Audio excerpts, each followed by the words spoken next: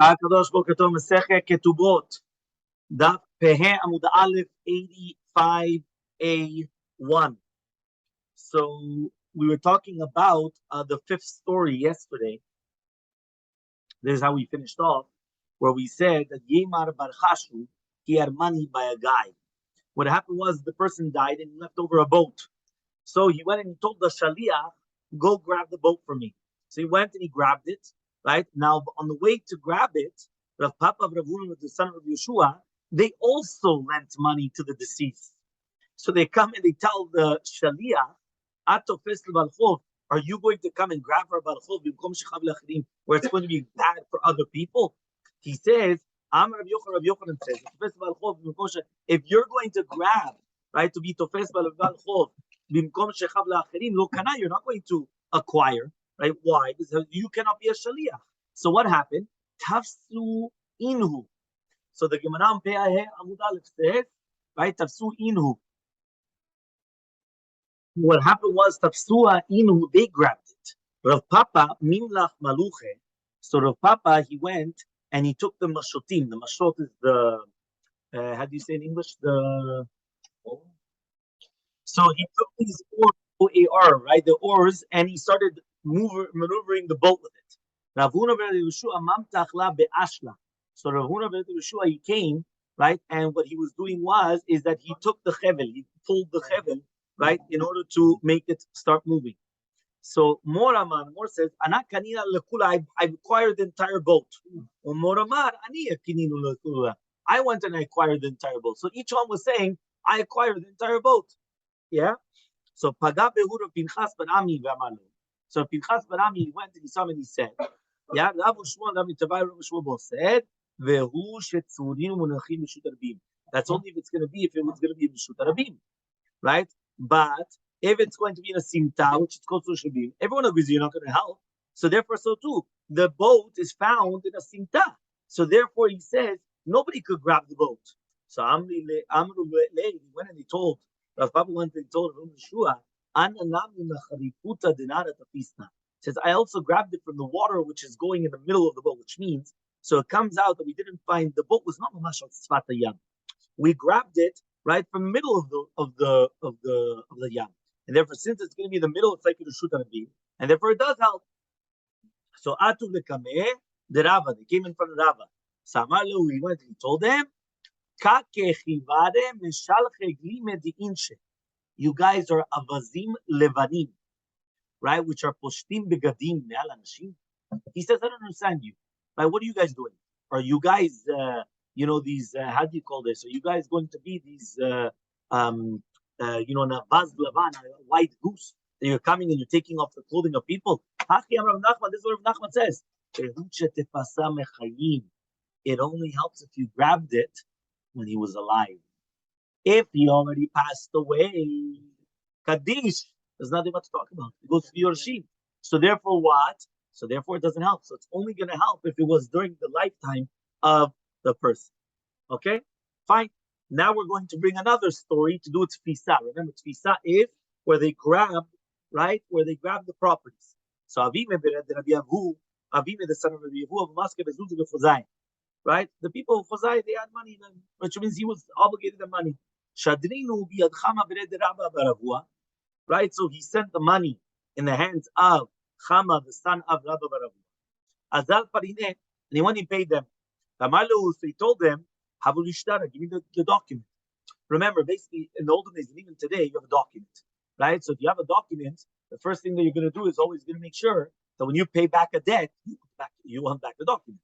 Right? You don't want afterwards that they're going to collect twice, or they're going to start saying, give me back the document. Amruleh, they told him, Sitraenim. Right? That money was Safim Stadim. What does that mean? He was Chayav Lanu another document without, another debt without a document. Right? So therefore he comes and he says, so what you just paid us back was for that one. Right? So therefore you're not paying us back for this one, for this debt document. There was another one without a debt document. That's what you paid us back for. So he came in for Rabbi Yahu. Yeah, imagine somebody does that to you. No. That's for another debt. Right? This is for this debt.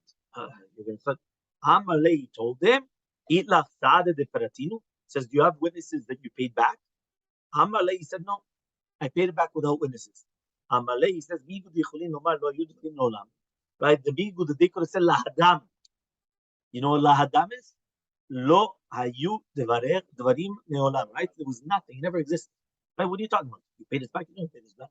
Lahadam. Lo hayu dvarim meolam. So he says, so therefore they're also believed to say sitranim, which means that if he would have paid back with witnesses, so then it wouldn't have helped them. He would have won, which means he would have taken back the document, and then tough luck on them. They have to collect now they don't have a document. So their hands is the lower hands. And now that he paid back without witnesses, and therefore his hand is on the lower hand, so therefore he could say, no, there was another one, because he could have said, lahadam. So says the Gemara, linyan shalom shaliach mai. What's the deen to do with the shaliach, right? Is he going to be chayav now to pay back the malveh? Because since right now, right, the love is machish the other debt, so it comes out that now the shaliach was the one, it's his fault. He was the one that caused the guy to lose. Because the guy could have said, why didn't you pay back in front of witnesses? What are you doing paying back now privately? Right? And I told you to first get the document and then you come in. Now, not to pay and now start asking for documents. So Ravashi says, we're going to see. If he told him, take the document and then give the money, Mishalem, then the Shaliach has to pay. The Shaliach is going to have to lose his money because he didn't provide, didn't do his obligation. But if right now he told him, give the money and then take the document, Lo Mishalem. So it all depends. What did he say? Did he say, take the document and then pay? Or pay and take the document? According to which one, that's what's going to happen. But says the Gemara, even it's not true. Benkach ubenkach Mishalem. He always has to pay. Why does he always have to pay? Because the love could say, I sent you to help me. I sent you to do something good, but not to mess things up. He had lost.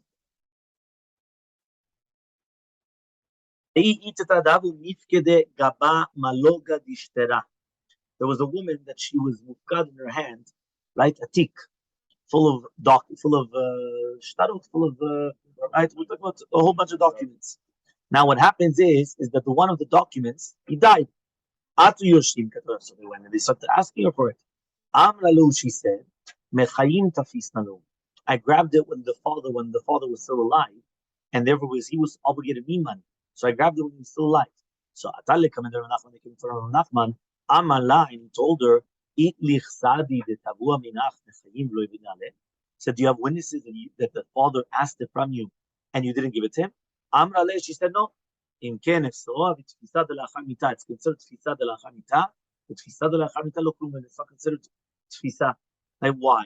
Because basically, since it was given to her as a pikadon, as a collateral, and nothing changed in the middle, so therefore it's like she still has the collateral in the lifetime, and it's not considered that she was still fested anything, right? So therefore, she doesn't gain any of these things.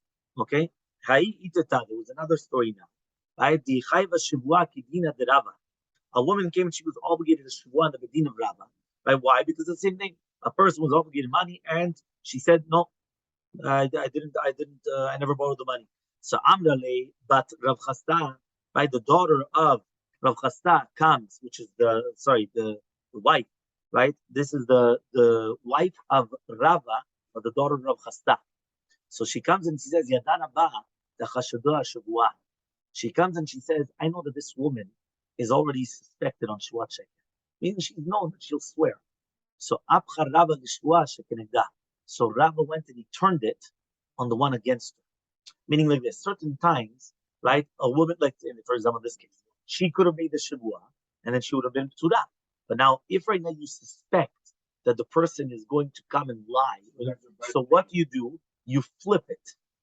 Instead of me swearing, and I'm going to be patur, I swear that I make the other side swear, and then that would be mechayevoti. Because anyway, I'm already suspected on Shuvat Sheker. So therefore you flip it, and by flipping it, right now you're turning the ball the other way around. So Abcha Rava L'Shuvat Shekenegda. Zimni Navuyat Lekame.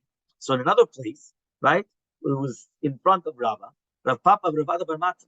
There was a shtar that came to be collected. Amaleh of Papa Yadana B'Shtar Priyahu says, I already know this is a shtar parua. Elmaleh says, says, is there anybody else that could also be together like an ed? Elmaleh says, no.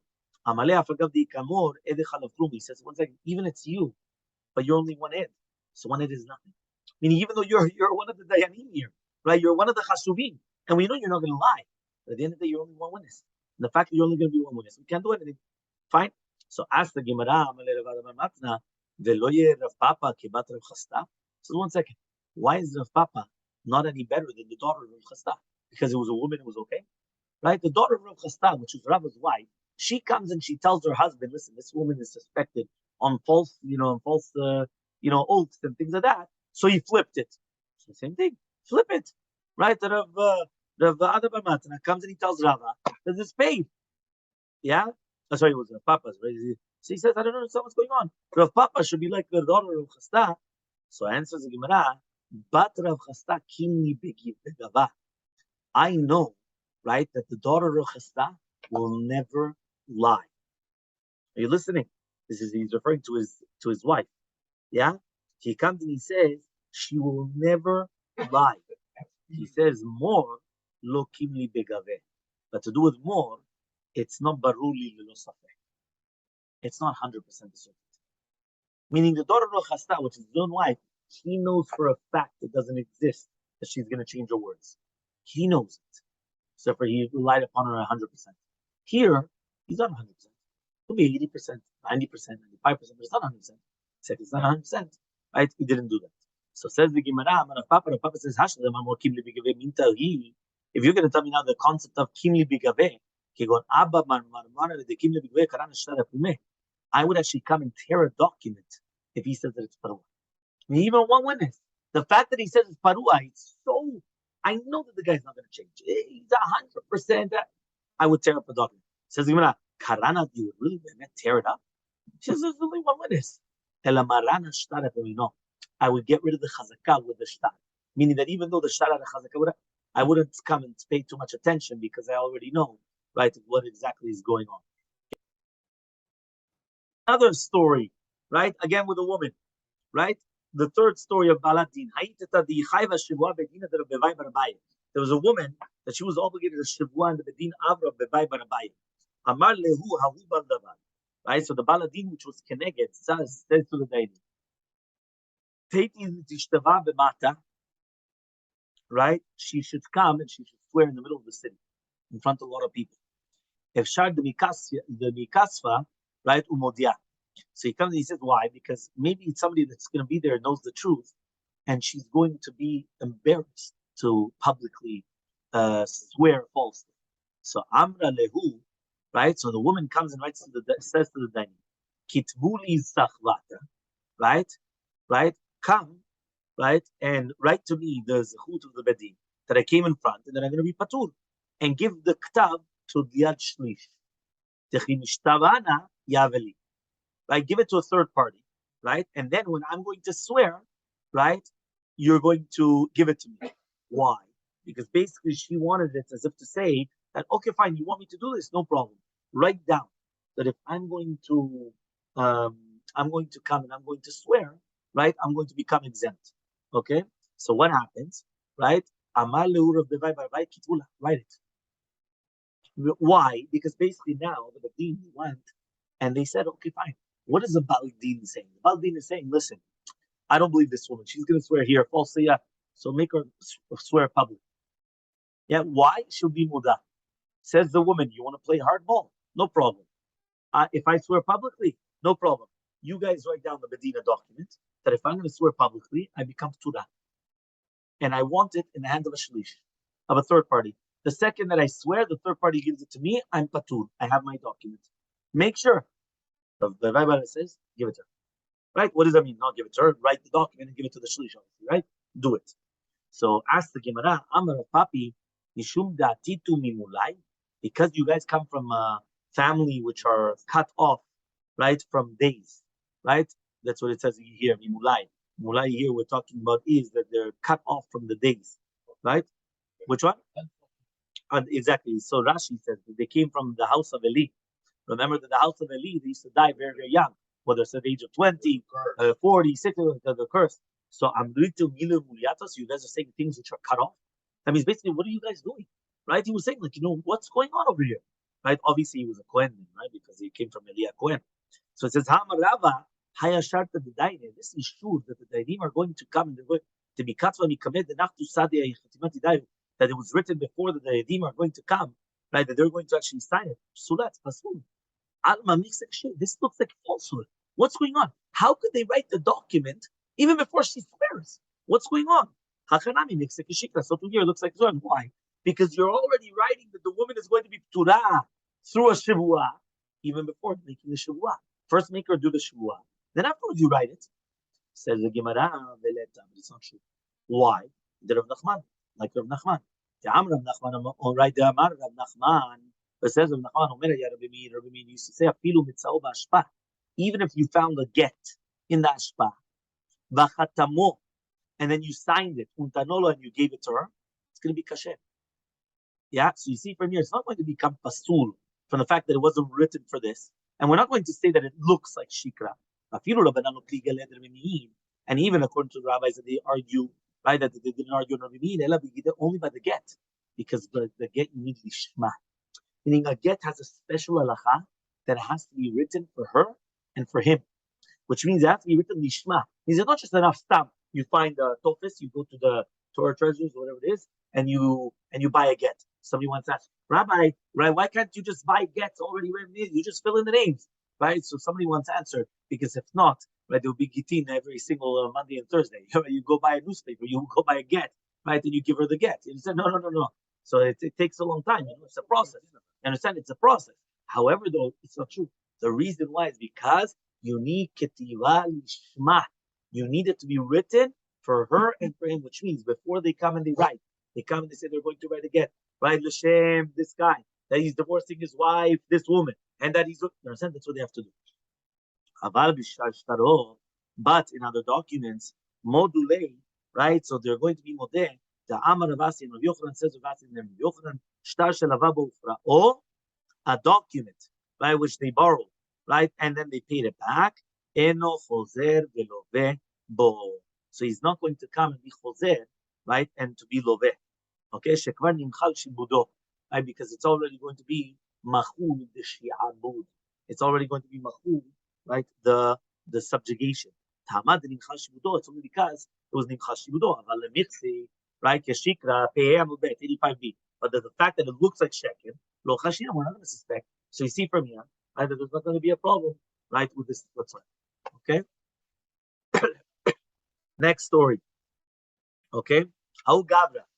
The Afkid Shav Marganita the Tzaide Bisdina. A person that had 7 margaliot, 7, let's say, jewels, diamonds, whatever you want to call them, right? Yeah. Pearls, thank you. Right? Multafo Basadin, which they were inside of a Sadin. Beir of Niyasha Barberei, right? The Rabbi Yishmael Levi. So in the house of Niyasha, the son of, that is the grandson of Rabbi Yishmael Levi. Okay? Shachiv Niyasha V'lo Pakid. So what happened is that he passed away, and he didn't actually even tell everybody about all the properties that he had. By the way, what? Rabbi Yashin. He passed away.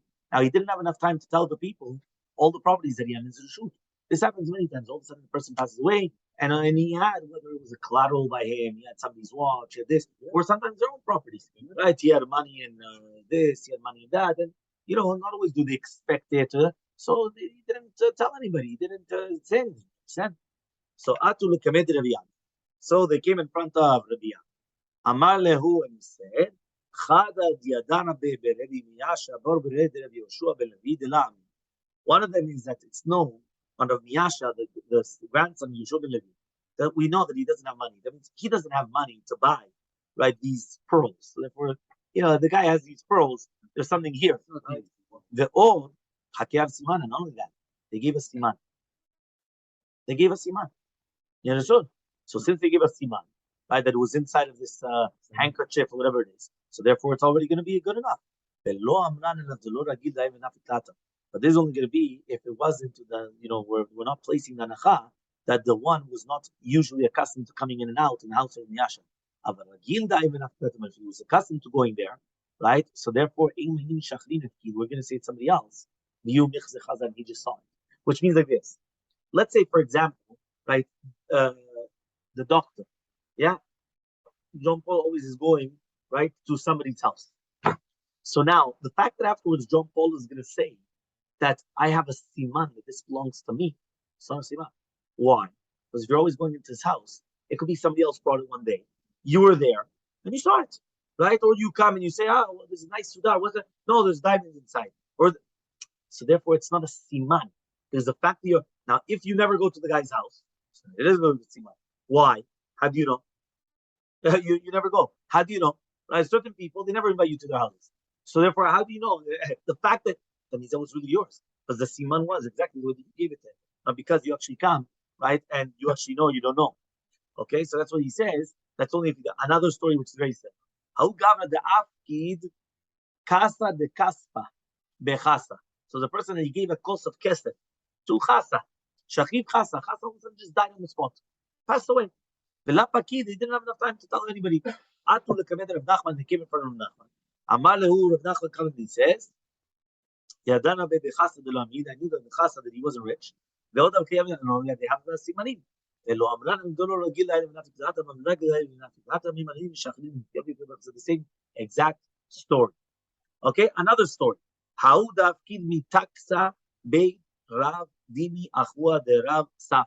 was a person that was mafkid a beged, a clothing of meshi of silk, by Rav Dimi, the brother of Rav Masechta. So Shakib Rav Dimi, fakid. Again, he passed away. He didn't tell anything of all of a sudden they come, they start finding the jewels, this, that. So what happens? So he says, he said, number one, we know that Rabbi did not have money, right? They are they're giving simanim. The exact same thing.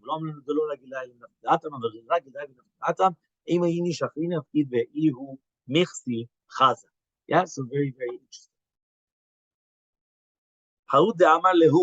Right? Somebody comes and he tells somebody else, this is right before his death, Nechasai letuvia, right? His properties go to Tuvia. Now, which Tuvia?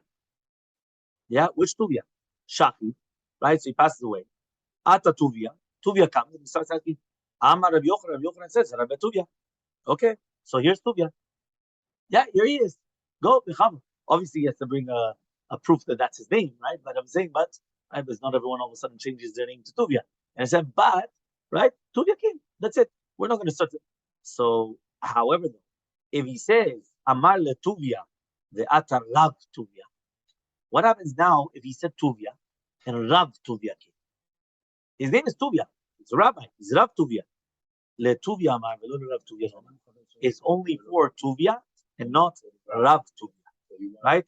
Why? Because the fact that he wouldn't, that's what he's saying here. We're going to say that he would come in to give it to Rav Tuvia. He would have said Rav Tuvia, not just Tuvia. What did he say? Yeah. He said that he's already the Inish the Gispe. However, though, what happens if he was always with Rav Tuvia? So Hagispe. So therefore, it could be that really Be'emet, he was actually calling him Tuvia, right? Because he was always with him. Yeah. So therefore, it was somebody that sometimes that he was always they grew up together or things like that. They were always very, very together. So it could be that even without that, they didn't call him the Rav Tuvia. Yeah, fine. Atu Shne Tuvia, fine. But I was two Tuvias. Oh, so he gave it to Tuvia. Yeah, so Shachen, the Tamil Chacham. One of them is a Shachen, one is a Tamil Chacham. Tamil Chacham Kodem. A Tamil Chacham comes first. Yeah, he says over here, this is even if, right, the one which is actually the Yeresh of the net. Because since you have two Tuvias, he didn't say Tuvia Krovi, his family member. So therefore, therefore we say, no, obviously it's the Chuta Gedolah Bana'ah, which is for Tamil Chacham, which means a person knows before he's going to pass away that he wants that all his properties are going to go to somebody that's going to make the best use of it. So therefore, he's going to give it to a Tamil Chacham because that's going to be the best, right, of the use. So therefore, the Tamil Chacham comes before, even if the other one was his family member. Because he had a cousin, he had an uncle, he had a whatever it is, a nephew. His name is Tuvia. But then there was Rav Tuvia, right? Or not Rav, whatever. They both were Tuvia, right? But one of them was a Tamil Chacham. The Tamil Chacham comes first, even before the family. Okay? Karov, the Tamil Chacham Kodem, the same thing. Karov v'tamid chacham. That means the shachen or the karov doesn't matter.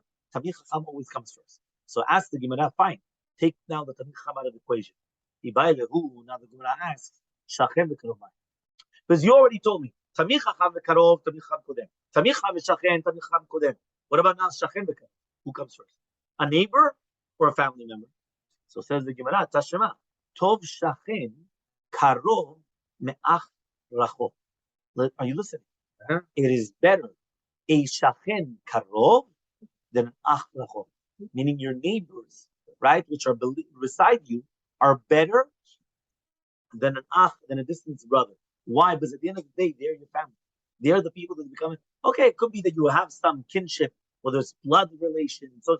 But they're not around you. They're not with you. So therefore, that's why it's so important, the entire concept of tov shachen karov me'ach rachok. And it's even more than the family members. Yeah, it's powerful words. This just shows you what it is, right? The entire concept. What about now shneim krovim, right? Ushneim shchenim or shneim chachamim.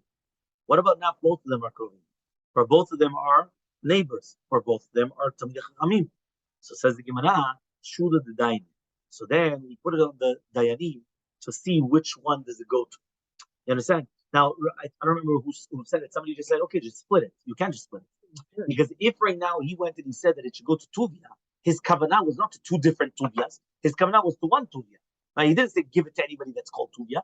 He said give it to Tuvia. So it's one person. So if you split it, you're not being Mikayim the Ramet as well. So it has to be that we have to try to go into the head of the deceased to try to see, right, which one?